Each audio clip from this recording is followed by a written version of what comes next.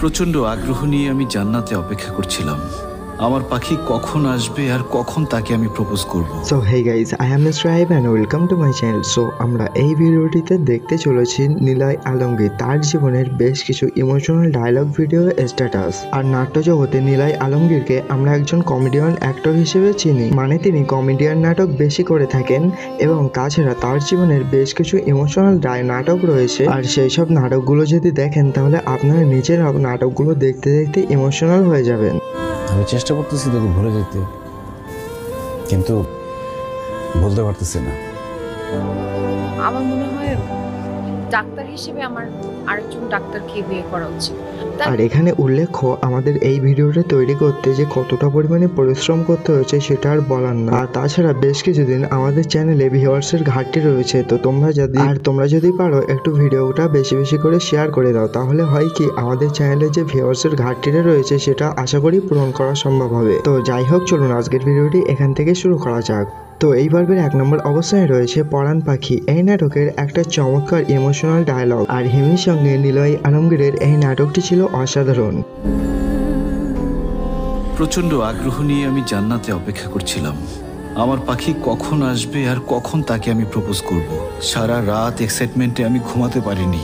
যখন সে সময়টা এলো, আমার পাখি এলো, তোমাকে দেখে আমার কি যে খুশি লাগছিল, এত মুগ্ধ হয়েছিলাম আমি। কিন্তু সে সময় হঠাৎ করে আমার মেজো কাকার ফোনটা পেয়ে আমার হিতাহিত জ্ঞান থাকে না। তো এই পর্বে 2 নম্বর অবস্থানে রয়েছে বিয়ের দাওয়াত। এই নাটকের একটা চমৎকার ইমোশনাল ডায়লগ, আর এই ডায়লগটি আমার কাছে অনেকটাই পরিমাণে জোশ লেগেছে। তোমাদের কেমন লাগে একবার কমেন্টে জানিয়ে দিও। তুমি কাকে কাজের ছেলে বলছো বাবা? ফাহিম কাজের লোক না। ফাহিমের বাসায় ডজন খানে কাজের লোক কাজ করে, তুমি তাকে কাজের লোক বলছো? যে ছেলে কখনো এক গ্লাস পানি পর্যন্ত ঢেলে খায় না তাকে যে তুমি অমানবিক আচরণ করছো বাবা। অনেক পরিশ্রম করেছো। কি কথা বলছিস? এই ছেলেটা কাজের ছেলে হয়ে কেন বাড়িতে পড়ে আছে জানো? শুধুমাত্র তোমার মেয়ের জন্য। ওর একটাই ভুল যে ও তোমার মেয়েকে অসম্ভব ভালোবাসে। তুমি কি কি জানতে চাও বলো? তুমি যে দেখছো যে রায়হান সাহেব তার স্ত্রী, তুমি কি ভাবছো তারা কারা? তারা ফাহিমের বাবা। এই প্রত্যেকটা মানুষ লন্ডনের সব সুখ শান্তি ত্যাগ করে শুধুমাত্র তোমার মেয়ের জন্য এইখানে আছে। আমি না বাবা অনেকবার বলেছি ওকে চলো পালিয়ে যাই, আমার বাবা কখনো মানবে না, চলো পালিয়ে যাই। কখনো রাজি হয়নি, শুধুমাত্র তোমার সম্মানের কথা চিন্তা করে। তুমি যে তোমার বংশের অহংকারের কথা বলো না, আমি ওকে অনেকবার বলেছি আমার বাবা এই অহংকারের ঊর্ধ্বে গিয়ে আমাদের ভালোবাসা কখনো মানবে না। তার কাছে তার মেয়ের ভালোবাসা কিচ্ছু যায় আসে না, কিন্তু ও মানেনি, ও রাজি হয় নাই বাবা, শুধুমাত্র তোমার সম্মানের জন্য, এই ফ্যামিলির সম্মানের জন্য। তো এইভাবে 3 নম্বর অবস্থানে রয়েছে আবার ফিরে এলি। এই নাটকের একটা চমৎকার ইমোশনাল এবং হার্ট টাচিং ডায়লগ। তোকে একটা রিকোয়েস্ট করতে। কি বলবি বল। তুই আমার বিয়ে বা গায়ে হলুদে আসিস না। আমি চেষ্টা করতেছি তোকে ভুলে যেতে, কিন্তু বলতে পারতেছি না। জানি সময় একদিন সবকিছু ভোলাই দিবে, কিন্তু তুই আমার চোখের সামনে থাকলে এটা আমার মেনে নিতে কষ্ট হবে।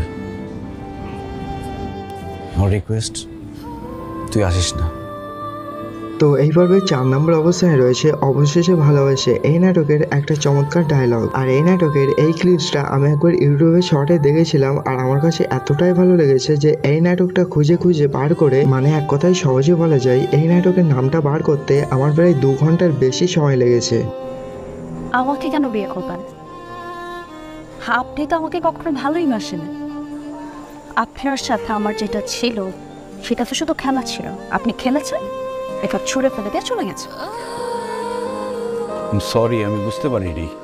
আপনি আসলে বুঝতে পারেননি যে আমি আপনাকে সত্যি ভালোবেসে ফেলেছিলাম।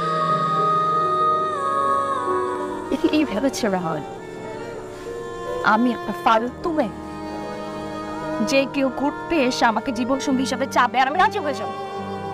যে কেউ রাতে 3টার সময় আমাকে বলবে ঘর থেকে বের হওয়ার, আমি বের হয়ে যাবো। যে কেউ আমাকে টাচ করতে চাবে আর আমি টাচ করতে দিব। তো এই পর্বের 5 নম্বর অবস্থানে রয়েছে পরাণ পাখি। এই নাটকেরই আরও একটা চমৎকার ইমোশনাল এবং হৃদয় জুড়ানো একটা চমৎকার আবেগবল ডায়লগ। সেই শিকল ভাঙার ক্ষমতা আমার নেই, তুমি আমার হৃদয়ে আছো। ভাগ্যে নেই। তুমি আমাকে মৃতের কাতারে রেখে দিও। তো এই পর্বে 6 নম্বর অবস্থানে রয়েছে এক পলকে। এই নাটকের একটি ইমোশনাল দৃশ্য ডায়লগ। আর এখানে ভাই দেখে মনে হবে যে এটি একটি রোমান্টিক ডায়লগ, কিন্তু না, নিলয় আলমগীরের কথাগুলো ছিল আবেগে ভরপুর। আমি জানি ও কথা বলতে পারে না, বোবা। আল্লাহ পৃথিবীতে সব মানুষকে কিছু না কিছু খুদ দিয়ে পাঠাইছে। আমার যেমন খুদ আছে, আপনার খুদ আছে, ওরও আছে। আমি তোর মুখের কথা শুনে ওরে ভালোবাসি নি, ওরে দেখে আমার ভালো লাগছে, ওরে আমি ভালোবাসছি। ও কথা বলতে না পারলে আমার কোনো সমস্যা নেই, আমি ওরে ভালোবেসে যাবো। তো এই পর্বে 7 নম্বর অবস্থানে রয়েছে আবার ফিরে এলি। এই নাটকের আরও একটা চমৎকার কমল হৃদয় আবৃত্তিকর ডায়লগ। আমার মনে হয় ডাক্তার হিসেবে আমার আরেকজন ডাক্তারকে বিয়ে করা উচিত, তাহলে ওই প্রফেশনাল আন্ডারস্ট্যান্ডিংটা ভালো হবে।